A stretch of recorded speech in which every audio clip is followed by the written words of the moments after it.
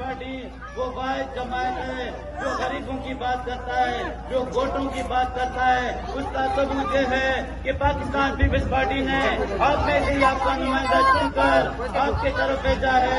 आसिफ खान साहब NFA और बशीर बरोई जो इन वोटों में आपकी इस तरह वोट में रहने वाले हैं, आपकी तरह उनका रहन सहन है, कोई डिफेंस कैंप में रहने वाले नहीं है। पाकिस्तान पीपल्स पार्टी हमेशा इन वोटों को ऑन करता है। जहाँ जितने भी काम हुए हैं छोटे बड़े वो पाकिस्तान पीपल्स पार्टी ने किए, किसी और जमात ने यहाँ एक पत्थर तक नहीं रखा।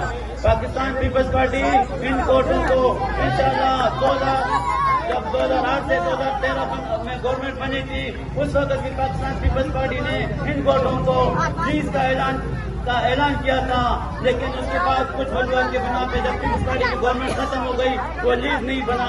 इंशाल्लाह चेयरमैन बिलावल भुट्टो जरदारी साहब का ऐलान है कि इस दफा पाकिस्तान पीपल्स पार्टी की गवर्नमेंट बनेगा और वजीर आजम बिलावल भुट्टो जरदारी बनेंगे। लीज